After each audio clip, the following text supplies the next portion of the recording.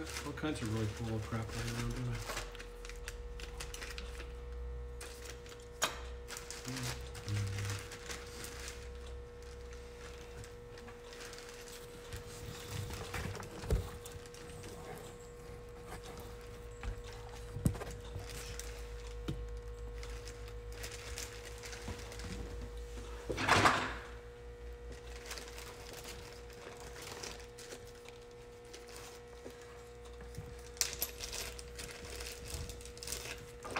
Hey Bruce, you want to say hi to everybody?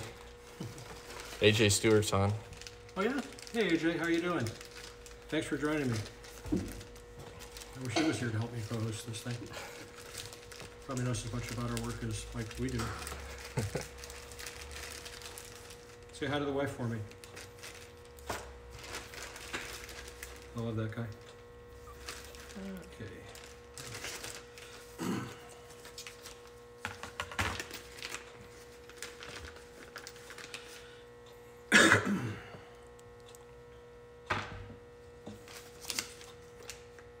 Kenny Platt says hi. Awesome. Hello, Kenny. Hey Bruce, how many kits did you want to give away tonight? Is that the first question? Well, that's my question. Oh, I think probably 3 or 4 at least, anyway. We want to get some out to people that will give us some good feedback on them so that the public can kind of understand what they actually are about, what they actually do. That's really the challenge. I'm feeling generous. All right. Oh, here we go. Here's a deal just approved.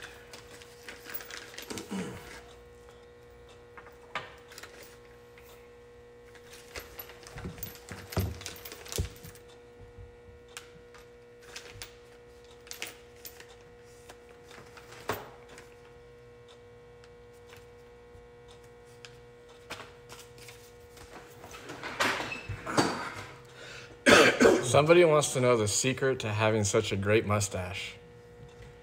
Well, back when I was in the porno industry in the 70s, no, bad joke.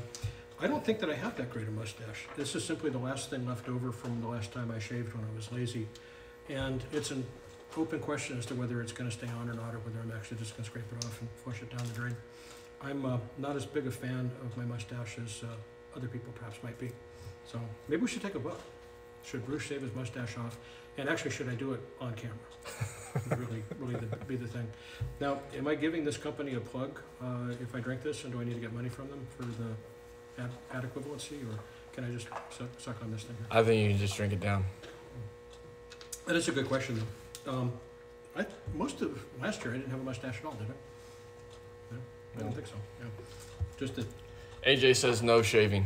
No shaving? He doesn't have a mustache. Who's he to talk about? You know? Uh-oh. It looks like we lost Facebook. Can you put that on and then... I don't know, AJ. I'll leave this thing on if you really insist. I know that it's important to you.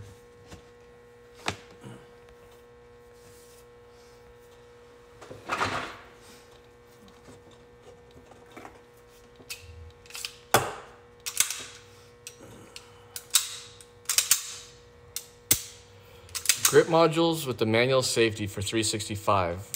Available and in stock. When? We are waiting on SIG to get grip modules to us.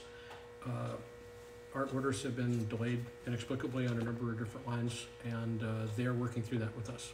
We apologize for the inconvenience, but it's been pretty serious frustration for us and our customers both, trying to anticipate when we're going to get them. We expected them, what, 4 weeks ago?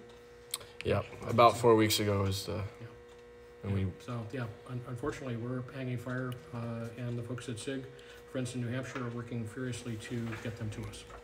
And we will keep people posted. We actually just put out an email, I think, about 3 days ago, as I recall? I believe it was about 3 days. Yeah. Saturday or Sunday, explaining the situation to those customers that had ordered over our Valentine's Day weekend sale, which was more than a month ago now. So we expect that's going to be here pretty soon. Who am I talking to down here? We're trying to get the Facebook Live one to start, but it's Awesome. upside down, and we can't run it. Okay, now do I have to like hang from the ceiling then in order for this to work, or is this gonna be okay? In any event, yeah, we are working to get them, and we'll keep people posted. Somebody has asked, is SIG in Exeter?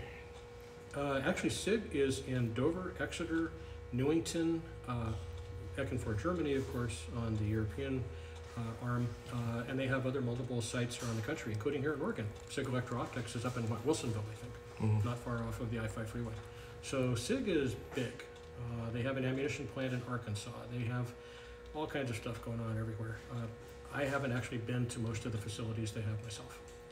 But yes, they are primarily based out of New Hampshire. And the actual corporate offices that I visit are in Newington. It's a good question, though. What are the 2 models on your table right now? Actually, I've got about 6 models on my table. They're just not all completely visible. Starting over here off camera, you know, when people ask me what my favorite SIG is, this is kind of embarrassing. It's a little bit like the kid that plays in the cardboard box that his Red Wagon for Christmas came in. But my favorite SIG, honestly, is this old 15-year-old SIG Pro, SB 2022. This is actually my duty gun that I carried on duty for quite a number of years. I still carry it as my daily carry. This has one of our prototype short reset enhanced leverage trigger mechanisms in it. And myself, along with 4 other people, have been testing the heck out of this for about 2 years now. And we're finally going in production on it. Finally. It's taken forever. But this is really a phenomenal gun. So if people ask what's my favorite SIG, just from a practical standpoint, I didn't worry about clonking this thing into the doorpost of my Crown Victoria when I was on duty. And this thing has never failed me. I taught a lot of classes with it, done all kinds of stuff. Hit a coyote across the river at about 80 yards in double action one time. Shouldn't probably admit that, but basically, pretty phenomenal gun. Second thing on our table here is my 1911 Max, which just actually is my favorite 1911. This is a pistol that I can't say competing. It's more like just going to the range and shooting a lot with other people that are actually keeping score. But in my case, I'm not really competitive anymore. But I do like single stack, and it kind of takes me back to my 1911 roots, because this is the type of thing that I wish I had 46 years ago when I started shooting. Awesome gun, 9mm, hasn't failed me. I'm really very, very happy with that pistol. And I'm not even sure why I dragged that out, actually. Let's see, what else we have? This is an LDC with our previous enhanced leverage hybrid trigger mechanism in it, along with our no drag strut and a number of other different enhancements. It's got our reduced mass hammer and pretty much the full boat of what you can do on a P-Series SIG, and that's actually what I want to talk to you folks today about. I have another one here with the grips off just so I can kind of demonstrate the newer straight trigger, demonstrate the adjustments, and demonstrate our strut mechanism. And the only other thing I got on the table is this, which I call the Sistine pistol.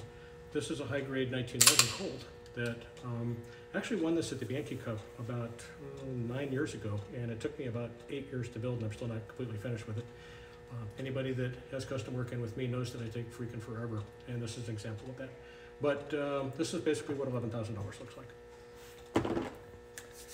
So where do you want to start? So we'll start by the giveaway. We'll just randomly select some viewers as we go through, and we'll send you a message. And then if you win, we'll tell you how to claim your prize through private message. Excellent. That sounds perfect. Yeah, so hopefully what we're going to be giving away is this right here, which is our straight enhanced leverage trigger mechanism for the P-Series. The 2 versions we make are for either DAK capable frames or non-DAK capable frames. That's something I also want to explain because that's been a source of endless hilarity and confusion, and we'll get that straightened out for you guys this evening. But yeah, we have a bunch of these to hand out, and yeah, so if you've got a P-Series SIG, one of the double column guns, so 228, 229, 226, that's what this is for. So let us know. We have another question about the skeletonized hammer for 226. Are we going to do it? Well, we did do it, actually. We originated aftermarket hammers for the P-Series going back about almost 6 years ago now. Been through several different iterations, a couple different manufacturers helping us with it. We are going to go back in production on a later generation of that based on our design sometime later this year. And it'll be primarily ordered and available through your division, Keith, which is the Masterworks side of the company. Got AJ Stewart asking, how do you get such a great reset on the P320 platform? Well, that's a function actually of the fit of the trigger to the FCU, in my opinion. The stock trigger is good, but of course, given that there's a certain tolerance or variation in the hole diameters that the trigger fits into in the FCU, and there's naturally a certain tolerance that you can only manufacture just so closely to on the trigger itself in mass production. The factory triggers have to have a certain amount of wiggle, and that manifests itself as extra lost motion that essentially creates more pre-travel motion and also a little bit more of a sensation of over travel and more reset, therefore. So for us, to clean that up, we put an over travel adjustment screw in that allows you to very precisely adjust over travel, but we also get the triggers to fit the FCU as perfectly as we can. In fact, historically, if you look at our statistics for returns, about 3% of the triggers that we've made for P320s across the entire line that we've been doing them from the beginning have actually not quite fit. They've been a little tight. And that's good because that means that we have an alternative fit version we can send out to you that'll fit your FCU even better if you happen to have a particularly tight unit. But the point is that we are taking up basically all the lost motion that we can by optimizing fit and also creating a surface finish that's really smooth so we can actually maintain that fit and have it basically take all that extra motion out. And that's pretty much the secret of it, along with shear engagement and other values. That makes sense? I think it does. I thought so. We have AJ knows this, of course, but that's okay. Somebody's asking, which gun did you hit the Coyote with? Oh, actually, since I'm admitting to state crimes here, actually it was not exactly across the river, but it was around a bend, and I was with a rancher buddy of mine in Weaver County where I worked. I was carrying this pistol, and the Coyote was running on his property chasing his calves, and I managed to nail the thing from, we measured it later, it was about 80 yards with this pistol right here. This 9mm P320, SP2022, pardon me. Which again, maybe I'm humble, but this honestly, really underrated pistol. And with our new trigger mechanism for it, it's going to actually revolutionize what this gun can do. Vision Perception asks, whatever happened to the extractor for the P226, which is no longer in the parts list? We actually had made, about 200 of them going back some number of years ago, and it took us quite a while to go through them because honestly, if you're talking about the legacy external extractor for the 226, the factory MEM parts don't fail. The early MEM parts, yeah, they weren't great, admittedly. And I used to argue with some folks at SIG back in the day, going back 12, 13, 14 years ago, about whether it's suitable to make an extractor or, a crucial, high-risk part using the metal injected molder process. And I finally come around to it because honestly, the ones we're making now are fine. We just don't see failures. So we haven't gotten around to making more because we just haven't seen the need, to be really honest with you. We could. Nothing would keep us from doing it. Question from Facebook. Are the LDCs 226 perceivably better than the P226 STs? In terms so, of fit, why? Good question. I think in terms of fit and finish, they're comparable. I do believe, and I don't have anything to base this on other than just observation, that the American-made triple serialized guns intended for the German market or the European market, I think have a somewhat better grade of fit in terms of the barrel. They, of course, have the larger diameter barrel and slide mass and such that I think makes them a little bit more controllable. I don't know that they actually shoot better. I've shot a lot of groups out of 226 STs, and that's what I competed with when I was the factory shooter for SIG, back before they, before they could afford Max Michel and get somebody who could actually shoot. Point being that, to me, just in terms of shootability, these pistols, I think, really the equal of anything. I think it's a very underrated, kind of unsung gun, and I actually wish that the factory would put it back into production and promote it, because I think it would do extremely well. But that said, I would say that they're very comparable, qualitatively. In terms of capabilities, definitely has the edge. Good question, though. Very good question. We got some more. Everybody likes the 320 trigger. Oh, what everybody meaning is that... a lot of people. That's very kind. I do too, but I'm biased. We put a lot into that trigger. Maybe this might be a good time to actually talk about the history of it a little bit. People yeah. Me. Okay. Well, Jordan went through and found archives of some of our old R&D and prototype project stuff. This right here, I don't know if you can both see this. Jordan, can you see it on your screen as well? A little bit. Awesome. Yeah. Okay. This is actually the first of what was my attempt to make a hybrid shape, or not quite straight, not quite curved trigger, that optimized basically control within the range that the P320 trigger needs to rotate and travel, in one that you could say would be modular. It has a dovetail feature and a screw, and it's really nice. And I made this by hand just to see if the concept would work. And after testing it a bit, we actually put it into early production. And this is an example of one of our first production triggers that we made for the P320. We made this in a straight style, a curved style that basically was comparable to the factory in terms of shape, and as well this hybrid style, which is not quite straight, not quite curved, kind of a broad general curve, more like a French curve, if you will. People that have tried this trigger really liked it. I remember giving one to my friend Kyle, who ran it for a while, and he just thought it was absolutely phenomenal. Jordan, you ran one of these things, and I had to fight him to get it back from him, and we actually went in production then on a modern version of the hybrid trigger, same shape, just a modern one-piece style, because we eventually found that trying to make a modular trigger didn't really serve any purpose. We ended up with a lot more complexity to no real advantage. But we've also, of course, made straight triggers.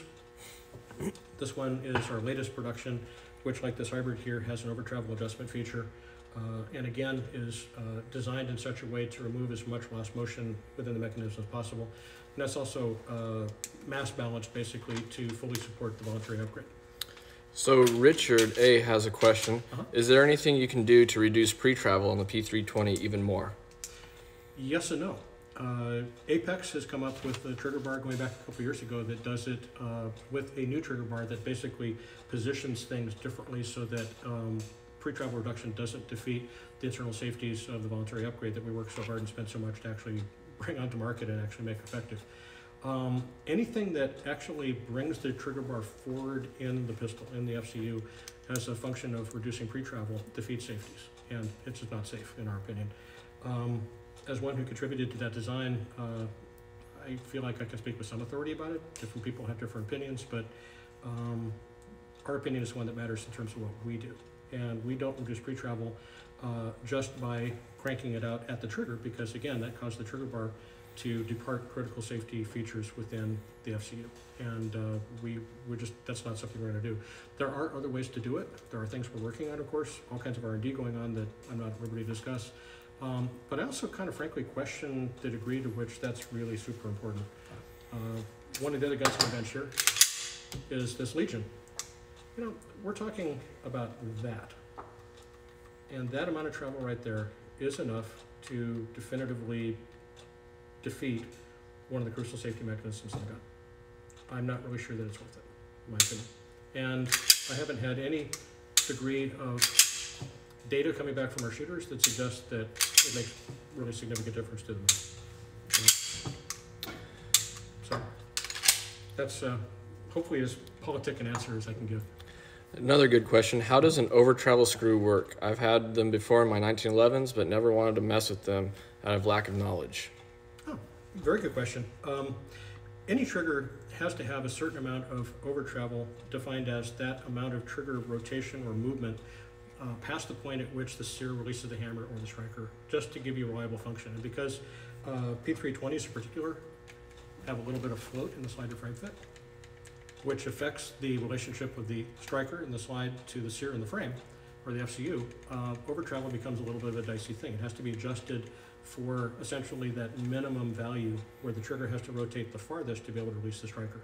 And so getting over travel taken out really effectively, gross over travel, with a solid trigger like this one is a little bit of a trick. Our previous triggers and our curved triggers we still offer come with an over travel adjustment tube that goes over a stop pin in the frame. And that tube either takes out over travel or it doesn't quite allow you to rotate the trigger enough to actually reliably release the striker, in which case you take the tube out and what's left is not objectionable. But having something that's a little bit more precise that allows you to really dial it in is really the function of the over travel adjustment feature in our current generation of triggers. The trick with these was basically just being able to get the mass balance that supports the voluntary upgrade rough handling characteristics perfect without having to put too much meat or mass into the trigger to support the over travel screw. Okay? But basically the way it works is that as the trigger rotates back, this screw eventually will contact the stop pin in the FCU, and by adjusting this screw in and out and then Loctiting it when you're done to make sure it doesn't move on you, which they realistically don't, you can actually dial that over travel out and get it as precise as you want it. Keep in mind though, over travel is not necessarily a bad thing. I, in fact, generally prefer a little bit more over travel in my pistol, simply because I don't want to bury the trigger into the frame and actually do something to insult or disturb my sights pretty much before the bullet leaves the muzzle. So for people like me that have a tendency to kind of whack on the trigger and kind of anticipate a little bit, maybe a little extra over travel where I have less of a tendency to steer the muzzle through the trigger as the gun's going off, maybe isn't such a bad thing. But your mileage may vary on that. Quick question from Make Ready Firearms. Which trigger kits include the over travel tube? The hybrid I got did not have one. Correct. The hybrid trigger you got, which is this one right here, doesn't require it because it has an over travel stop screw that you can adjust within the range and the tolerance of slider frame fit and fit of the trigger within the FCU that allows it to drop the striker with minimum or no gross over travel beyond that, if that makes sense. The curved triggers, which we still offer, although they're probably on their way out realistically, and it'll be replaced with a over travel adjustable version of this as well. We just still have a lot of these in inventory right now. Does use the over travel adjustment tube. The wall on that tube is 23 thousandths of an inch. So basically 23 thousandths from here at the point at which the striker releases, at least, to the point at which the tube bottoms out on the pin is the value it takes up, if that makes sense. So this is the only kit that we're currently offering that comes with that tube. And again, this is going to be phased out at some point in the future. We have some number of hundreds, some of them inventory, and when they're gone, realistically, we're probably not going to revisit, because I like the idea of being able to actually dial it out, or for people that have concerns about it, take the screw out or just back it out completely, because you only need it if you think you need it. And in my shooting style, it's not as big an issue for me, even though I'm one of those people that I'd like to think kind of help develop a consciousness for short reset, for prepping the trigger, for not shooting to reset, but actually getting on it off and on it again. Realistically, that little bit of extra over travel doesn't bother me in the least. But we want to make sure that you can dial out what you want or don't want, and that's why we give you that option. Another person just asked, or code. let's see. I appreciate everybody bearing with me. I'm a little froggy because I've got a cold right now. Red dot sights, worth the premium, or are they flea-based sights just as good? Repeat that question so I can understand exactly what the viewer is asking for. So it's Vol Saturday. He wants to know if red dot sights, are they worth the premium, or are flea-based sites like eBay or knockoffs just as good? Boy howdy. Quick story. I probably had the distinction of being the first shooter in North America to run a red dot sight on a slide in competition, and that was because there was a company called Firepoint way back in the day, English company, that somehow decided they needed a mediocre shooter gunsmith to run their product in modified division, which was a division we used to have in IPSC way back in the day. This is going back almost 30 years ago. And so I had 4 or 5 of these things, had a hard time keeping them on the gun. The batteries crapped out, the battery contacts broke, they came out of adjustment. To make a long story short, it took all these years, 30 years, to get these little RDS style sights, the little red dot slide mounted sights, reliable enough and durable enough to really be practical to stick on something that generates 5,000 Gs when it goes off. Right? So that said, the best of the sights I think are well worth the money. Those that aren't worth the money aren't worth whatever you paid for them. And it's kind of hard to predict. We're partial to SIG. We work with Electro Optics on stuff. They're friends of ours. I love their products. They are coming out with some stuff, already have some things out now that are very durable. They're coming out with the Romeo 2, which is designed as a true law enforcement / militarized duty rated optic, which we don't believe is going to fail. And the ones we're testing on the 10 millimeters right now are holding up great. That to me, I think is the future. I don't think you're going to get the same performance out of something you pay $119 off of eBay for, to be really honest with you. I got a question from Facebook. Yep. Had trouble with the D10 on the reversible magazine release on some SIG models. Could you explain? Sure. I wonder if your viewer could actually give us a little bit more kind of color on what kind of problem with the D10 they had. Was it an issue where they maybe flipped it and locked the magazine into the frame? But yeah, I can certainly describe that. I think what we're talking about here in the classic P-Series magazine release is a little detent that is likened to like a little cylinder with a chair cut in it. You can imagine a tiny little person perched on the thing if it's in the correct orientation to go in the gun. If it gets flipped upside down when it's installed, it'll lock the magazine release in, so you can't insert a magazine, and you also can't remove the magazine release without doing all kinds of extra surgery. And there's different ways of doing that. One is to remove the support plate on the opposite side and drill the magazine release out and take it out in chunks. Another, which is I've never had success doing it, other people do, is to go in with a tiny little thin feeler gauge and actually kind of wiggle around in this little tiny space here to try and depress the thing so you can get the magazine release out the other side. But yeah, it's a little tricky, so what we recommend basically is just take your time, put it inside a plastic bag so that you don't like lose parts in the shop, because we assume the gunsmith position probably once a week looking for these things, and use the appropriate tool, a very, very thin small bladed screwdriver that's flat that allows you to keep it from rotating as you depress the plunger or lock, if you will, and get into the frame so you can actually get it locked in without letting it flip on itself. Hopefully that answers your question. But yeah, we every now and then see frames where there's a mouse hole broken out, particularly in the Alloy frames where somebody's flipped it and they got frustrated, they just went in with a punch and knocked it out, and then they flip it around the other side because you can't fix it. In a stainless frame, I have welded them up, but only once, and how somebody actually managed to break that out on a stainless frame is beyond me, but they did. So I just randomly selected somebody from the viewers, Black Iron Gunner. Oh. We'll get him a kit if you'd, that's Awesome. what he would like. So if you could, Black Iron Gunner, send us a private message and we'll get you taken care of as soon as Perfect. the video's over. Fans of those guys. It's awesome. Thank you. Another person asked about laser etch frames, if you want to just give a recap on what's going on with the grip modules. Yep. We had conversations with the relevant people at SIG today. We are still waiting for our shipment of raw modules to come from them through their supplier. They're waiting as well. We don't know exactly what the holdup is, but we're a good month behind from the scheduled delivery that we were quoted. It's nobody's fault. Unfortunately, things happened, but we got caught up this time because we wanted to make grip modules available for people on the special we ran back in Valentine's Day. And so we made the decision, which in retrospect we got burned by it, freely admit it, to offer those modules to people at that special price so that they wouldn't be disappointed, because they're going to come out, we thought, 3 or 4 days after the sale was over. And it's a month later. We're still waiting. We do hope that we will see modules quickly. We have, again, requests in with the folks at SIG. They're looking, they're wrestling the bushes to see what they can shake out for us. One way or the other, we will take care of you folks.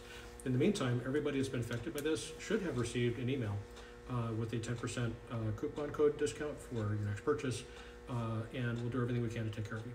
If you have any questions, you can contact our customer service directly at our 888 line, and we'll take care of you as well. You can also always reach me personally if you want to.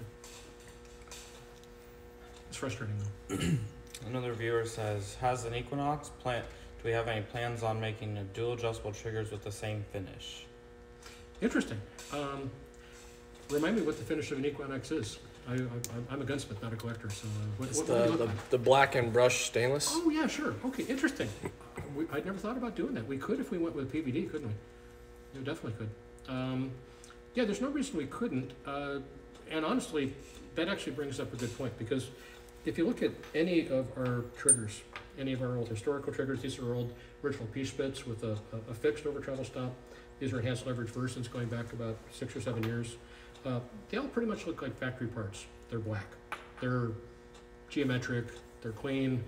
They're made perfectly, if I may say, because we have wonderful people here that are just fantastic at polishing stuff.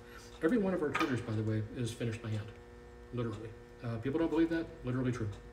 We did 78,000 for SIG for the Legion project, and that's why our fingers look like this. But that said, we know our stuff's a little boring, and we've been looking at kind of brushing up and stepping up our game, frankly, cosmetically.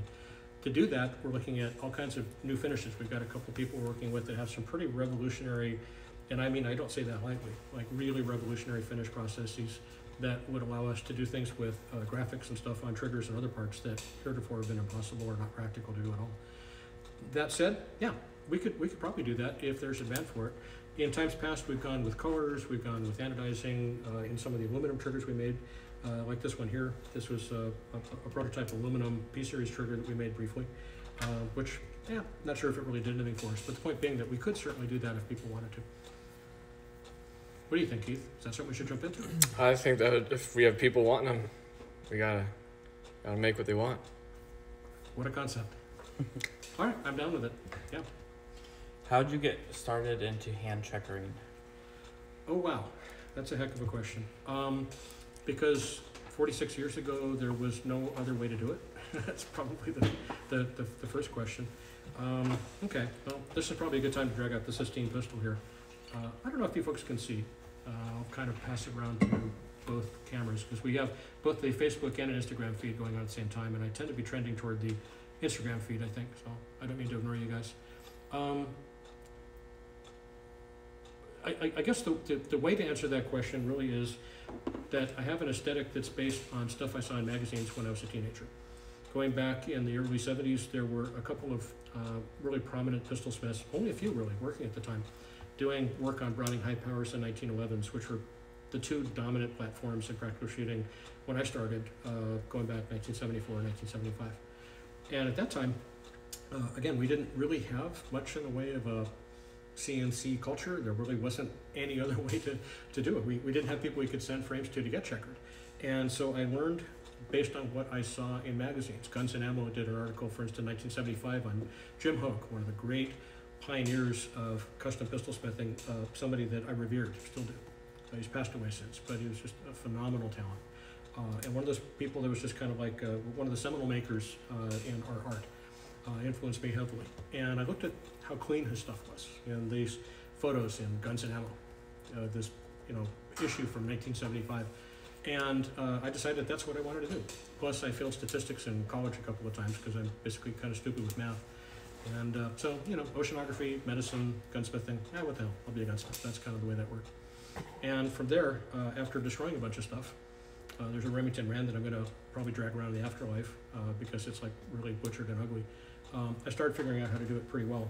I'm proud to say that because I had some people that helped me and gave me some benchmarks and qualitative standards to work to, that I will admit that I did become very, very good at it. It is one aspect of my work that I do take some pride in. Do we do match barrels or have any plans to do so? Have what? Do we do any match barrels or have plans to do so? I'm of the view that I want to go to people that are better than I am at something. And barrel making is an absolute black art. The people that are best at barrel making, they're doing it a long time and have everything figured out. For me at this point, or for us, I think to jump into barrel making independently, like decide to literally buy equipment and start rifling stuff, very unrealistic. There are new companies coming in, and I'm not knocking them at all. There's some excellent stuff out there. But to really, truly make a barrel of the quality of, say, what Sig Sauer does, or Barstow, or Cart, KKM, any of the great top makers today, really difficult. And why? I mean, there's people that do a beautiful job of it, and they're, relative to what we pay, they're cheaper than they've ever been, relative to today's money. So why would I jump into that and compete with people that I think do a brilliant job? The one thing that I can tell you about SIG is that if you talk to the folks who SIG, talk to Ron Cohen, Ron will tell you that we only make three things. We make frames, slides, and barrels, but we make those three things at the top of the market. It's literally true. A Sig Sauer barrel, generally speaking, is a top of the market barrel. It's the equal of any other barrel you're going to buy, anything you can find, and pretty much everything they buy from schmucks like us. Okay, that's really kind of the thing. So why should we jump into a market that's extraordinarily difficult when other people do it better? That would be my view. So we'll go through some of these questions. I'm writing them down, guys, and then I will get back to you if they're not, if we don't get to them. But I'm writing some of the questions down, and I'll reach out for the questions that we don't answer. Thank you, Keith. Couple of questions about Legion grip modules, lasered Legion grip modules. Can we do it? Mike Rosso and Adam have figured that out. They've broken the code on that, and they are waiting, I think, on modules from SIG to start producing some, and we'll be able to have them available. We just got our first two done, and they are beautiful. Yeah, so they're beautiful and sticky. There's something about wouldn't you agree that that tungsten-infused material has a very different characteristic, very different character than the 15% nylon glass stuff that SIG normally does with their grit modules. And so the texture you get it's very, very different, but feels really good. I was very impressed by it. So yes, we are going to have them available. There's waiting on them. Let's see. So here's a fun one. Okay. Where did it go? Blackbird68 said, I need you to build a French MAB 9mm major open gun. I don't know who that is, but there's a story there. I think because I'm weird and I'm bored, and honestly because I don't actually shoot a 1911 particularly well. I really don't. Most of what I won, such as, because I was never the best shooter, but I was always good. But there was always people way better than me. And so for me to be competitive, I felt at least like I had to do different stuff and try different Autre pistols back in the day. And to get away from 1911s and Browning high powers, I played with things like HKM13s, and I also played with a MAB P15, which I converted to 9x21, built a compensator for, which rotated oddly because, of course, it's a rotating barrel lockup. Built this thing up essentially as a high-capacity terror weapon, and then proceeded to blow the entire slide off the thing. I actually was, I think, the first American to launch a French satellite in orbit. This is going back around 1988 or so. Just absolutely blew the crap out of this thing. Parts went flying everywhere. My friend Aaron Bush, who was with me, helped me catch brass, was standing next to a piece of plywood that a chunk of the slide went through, right next to his head. Could have killed him. So thank you for that. Good story, but yeah. Dan Woodard. Oh, that's Dan Woodard. So you did know that story. Awesome. How are you doing, Dan? We have a gun for him that we need to send back to him as well. Dan also has a question. Any plans on going to the Bianchi with an open division X5 Alpha?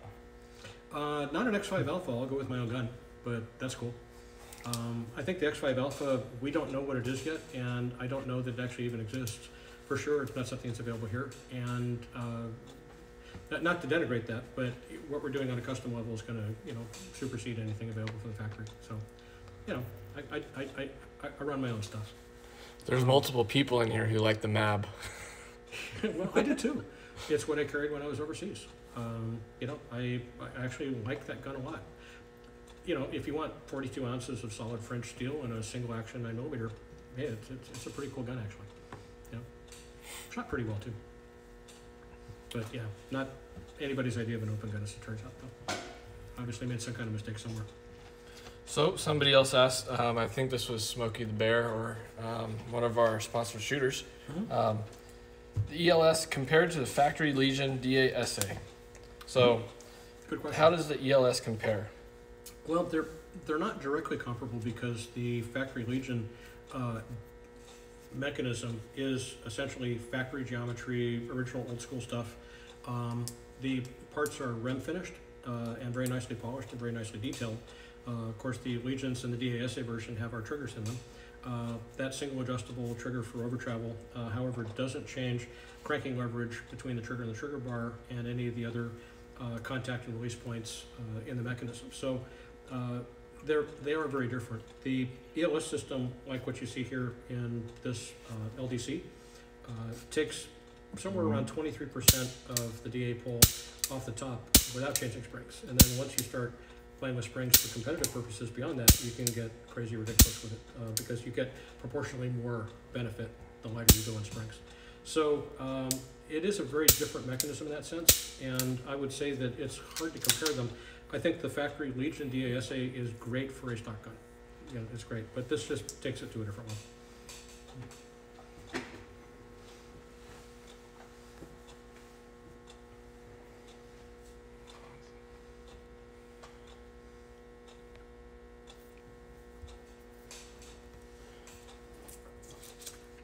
I love the competition kit I put in my regular X5. I hate the Legion X5 trigger. Can I put the competition in there?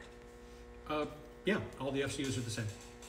So our P320 kits and triggers all interchange across all models of the P320. The only caveat being, of course, not an issue with the Legion, but all of our stuff is designed to function with pistols that are post-voluntary upgrade in manufacture or been through the voluntary upgrade if they predate it. But other than that, yeah, you can. Nothing wrong with factory Legion trigger though. It's a good part, actually. Ours just goes a little bit further in terms of fit, finish, and over travel adjustment. But otherwise, in terms of cranking levers and such, they're very comfortable. Another person asked a little bit ago, the SIG flat 365 trigger versus the Gray Guns 365 trigger. I think most of that, honestly, is again fit, finish, and pride of ownership.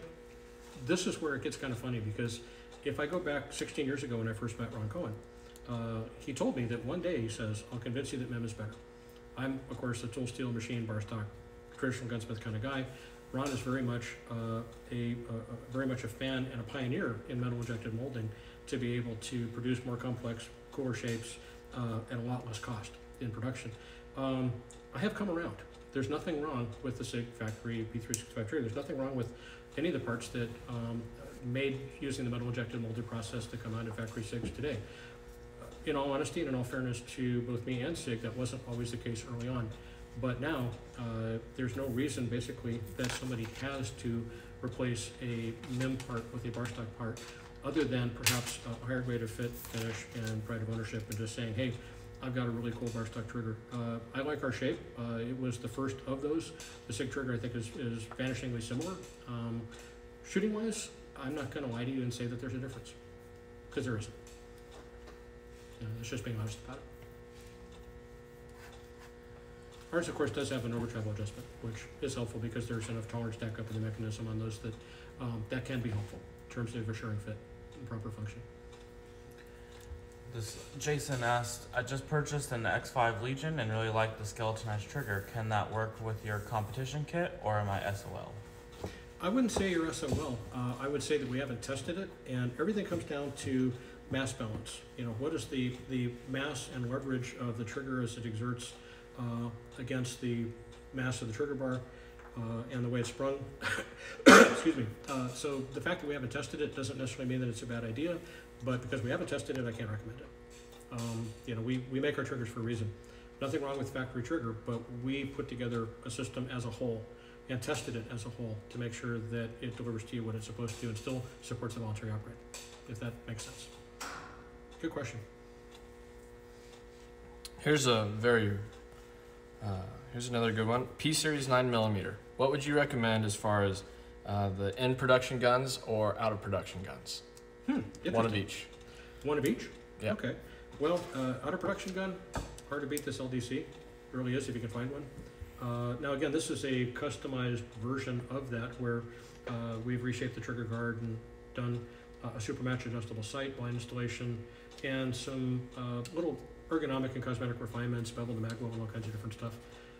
But on the whole, if you want a big, heavy, stainless range gun that'll do anything you want it to do, this thing will sit up on the table and bark like a dog. Phenomenal pistol. So right out the gate, I'd say in terms of out of production, this or maybe one of the older P226 Sport X5s in the all-around version. Also a pistol that I particularly like if you're talking a DASA gun. Otherwise, the standard 226 ST, also excellent. Again, the question came up earlier, which is better? Well, they're not better, but they're different. If I were going to carry a full-size stainless SIG, it would definitely be a 226 ST. I'm not going to need the extra mass of the LDC with all the extra mass that's tied up in the barrel and the equipment rail and dust cover for a carry gun. In terms of current production, I think what's out there now is the Mark 25, and as SIGs go, I'm still partial to the original alloy frame 226 platform, and the Mark 25 I think is kind of the ultimate exponent of that in terms of just a basic stock gun. Otherwise, realistically, again, very partial, but I think the 226 Legion is really, really hard to beat, really hard to beat. So probably going to be trending toward that. I don't know if that answers the question or not. Ray asks, how much input on the Legion series do you have, if any, besides the trigger? Good question. This is probably a conversation that will get me in trouble, but I'll answer that question this way. When my good friend Jeff, who at the time was Director of Product Management for SIG, contacted me, and this was around middle of July 2014. He sent me an email because we've been out of touch for a while, and he said, hey, this is Jeff. Things are going great. Have a little project that you might be interested in helping me with. Please give me a call. I gave him a call. Then I went to the factory. And what I found was that SIG at that time was starting to work on a number of different initiatives that to one degree or another intersected with or were based on some of the work we'd done, which is very flattering. One of them was the P220 10mm. Another was this gray colored Legion pistol that they wanted to put our trigger in. And the thing that Jeff pointed out at the time was, you'll see a lot of the features on this gun that are really similar to pretty much everything on your custom catalog that I took off your website. Now, I don't want to get him in trouble with saying that, and it's actually not really true, but they actually went out and they shopped around to all the Range Academy staff and other armed professionals, people that use 226s and 220s in service on a professional level to find out what features they wanted. And naturally, those coincided with things that people asked us to do. So it's not that SIG actually went and knocked us off, so to speak, or anything like that, but because it did have an effect on us, and because there was some give and take there, I think it was very generous that SIG Sauer saw fit to bring us into the project and to allow us to provide triggers and some other input for it. So we had some, and that was actually the beginning of our most recent permanent R&D relationship with SIG. We have a contract with them that is essentially a permanent relationship working on projects like that. Good question. I hope I answered that right. Do you guys have the capability to mill the X5 Legion slide for a Romeo 3 yet? Yes and no. We have the machine. I think we have the program. We just haven't set up the jaws and the stops to do it yet. And that's one of the things that's on our plate. But that'll be very shortly here. We have a number of shooters that are requesting it, and we are going to definitely need to kind of get down and get that done. So I will say not yet, but yes. Got that for almost an answer. It'll be soon. What makes you partial to SIG over HK? Good question. Excellent question. In some respects, I'm not on a technical level, but I see them as very different. Trying to think of a really good metaphor. There's probably a car metaphor. What differentiates a Corvette from a Mustang Celine? What differentiates, a Leica from a Nikon if you're a photographer? They both do the same job. You can't know the difference qualitatively between them, probably, but they're still very, very different systems. For me, having been back when I was a shooter, the factory shooter for both U.S. branches of those companies, I became very fond of both. I have a relationship with SIG going back to the mid-'80s through SIG Arms, actually, whenever they were formed around 1986 or 87 or so. And of course, going back with HK to around that period of time as well. I was sponsored by HK multiple times during my shooting career as well. I love them both, but they're different. And in all honesty, for me, having competed at a fairly high level with the USP when I was very competitive in production division or in limited, it's a good gun. It was difficult to shoot at speed as well as I thought I could. I don't want to say that the pistol held me back, but I had to really be on my game to be able to shoot the gun really, really well. For me, I found the 226 when I went to SIG to be more tolerant. Actually, the story there is that after my last contract with HK was up, I went to the range and I camped out, and I basically borrowed every service pistol from all my friends in Sacramento, where I lived at the time, and went out to the Sacramento Valley Shooting Center and basically shot for 3 days straight to figure out what I could shoot the best. And 226 pretty much came out on top. Nothing wrong with Beretta, but I have small hands. I just couldn't run it. The HK I'd been shooting previously, I was really familiar with, but I could already shoot the 226 a little better, a little faster. I could track the sights a little better. It wouldn't get away from me if I shot splits faster than 18 or 20 thousandths, that kind of thing. I wouldn't say that I love or like any one more than the other. The other thing I will say, though, is that as a company, 6 Hour's been there for us. Ron Cohen and his people have been great to us over all these years, and I'm very, very loyal to them on a personal level, and I have really good reason to be, and that's not going to change. Yeah. Maybe I could take one off of the pre-prepared sheet of questions we have here. Actually, no, I won't. Jordan, I got one. Yeah, because I think you're going to duplicate the canned questions we came up with just out of fear that nobody would actually ask anything. So Riley Bowman asked this question. Hi, Riley. So, what's your preferred setup for the 320 X5 or Legion, as in recoil, spring weight, and ammo load? Excellent question. With the Legion, it may be a little different. but when we did the initial or original feasibility work for the X5, what became basically the X5, or what at the time they were going to call the P320 Target, that was one of the things that we were asked to do. We played around with heavy barrels, we played around with recoil springs. Ron ordered that a bunch of slides be made up with no cuts so we could play around with slide bass, and we did all kinds of experimenting during that period of time.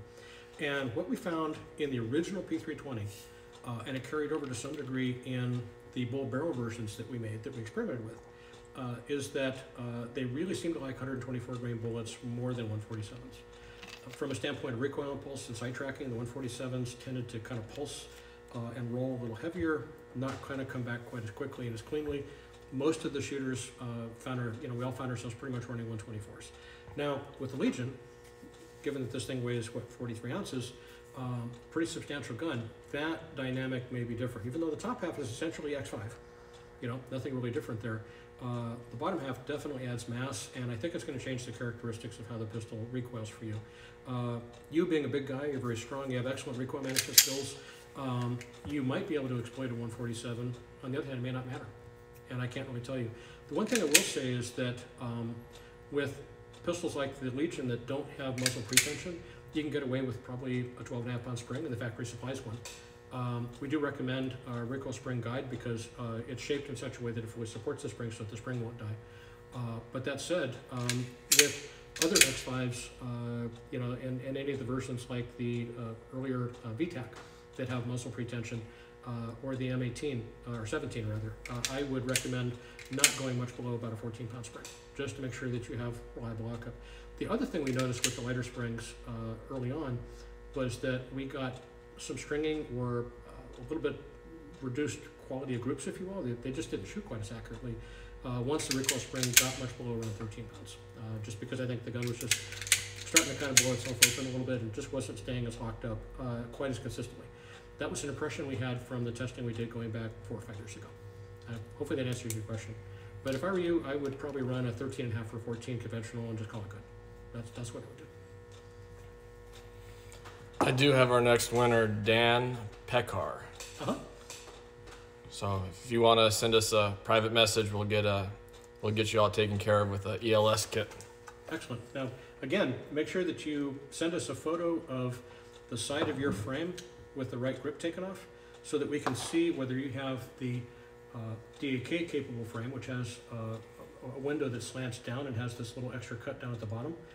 It'll be a little hard to see, but I'll show you one of the earlier frames versus this style window, which is essentially straight and just a little smaller. If you kind of look at how those kind of compare, what do you think?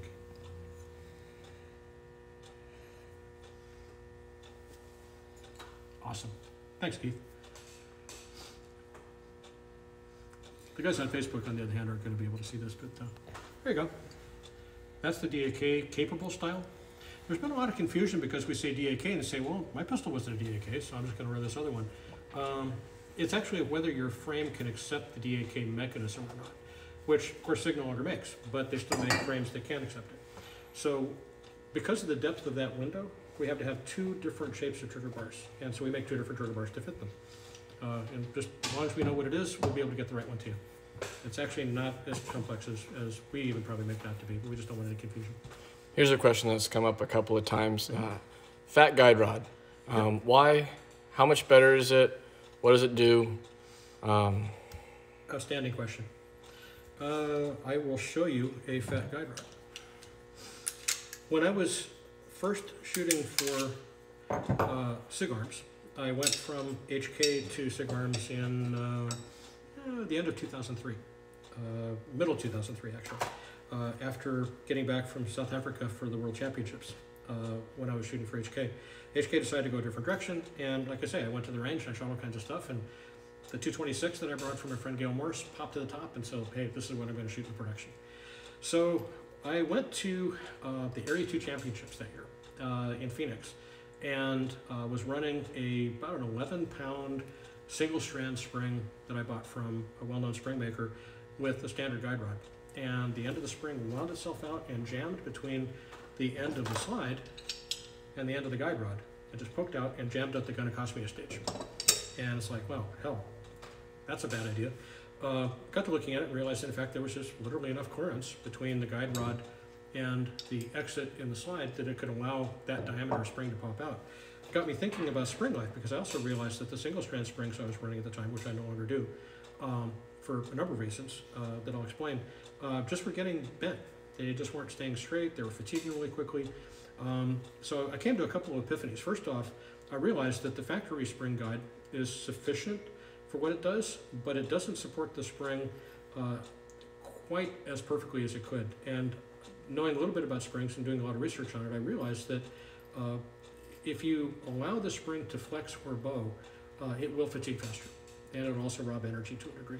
So we came up with a size of rod that fits the minimum mean diameter of the inside of a factory spring. And then the springs we make, this is one that we have made for us actually by a vendor, the Pink Plus P spring, also is sized in such a way that it fits on the rod, not tight, but the rod fully supports it. So that allows us to get more spring life out of it. One of the things that contributes to early death on a P-Series SIG, particularly the alley frame guns, is, well, certainly inadequate lubrication, but the other is a dead recoil spring. And that's why the factory recommends that you change the recoil springs out periodically. And you hear all kinds of different things about that. My personal view, a factory orange spring for a 9mm 226, say, I see it as a 2,500 to 3,000 cycle unit. Our Pink Plus P springs, I think, can go a little longer. They're designed to. They will take a set, but they'll still deliver more closing F1 force, having taken a set than the factory spring, which is the point.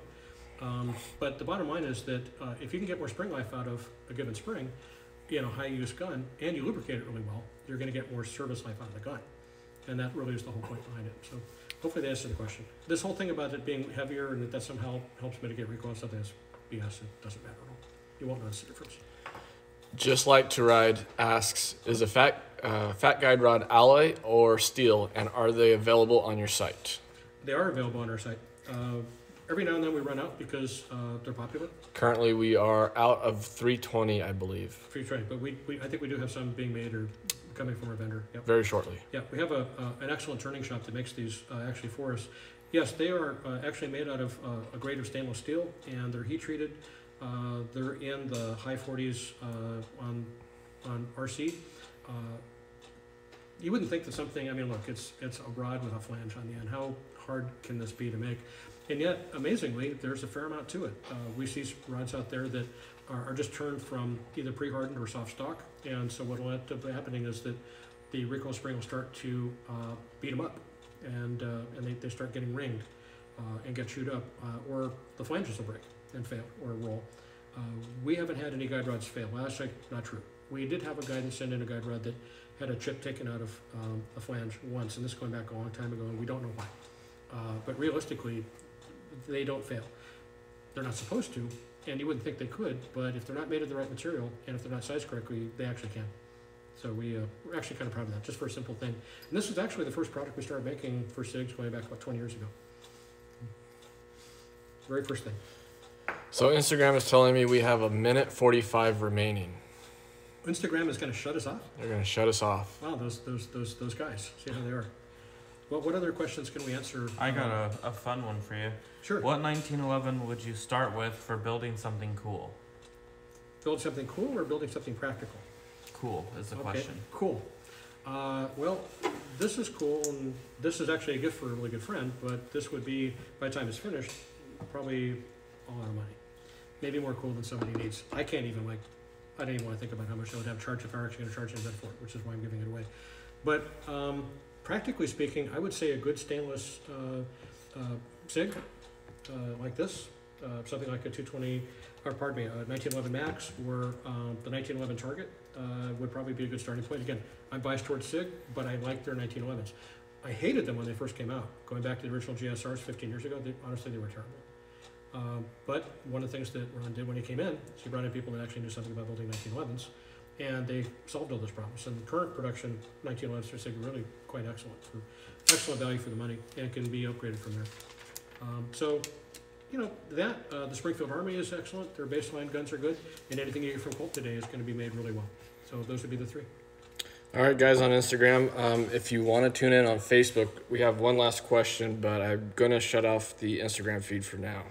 Okay, so we'll carry it over to Facebook. Okay. We're back with our guest.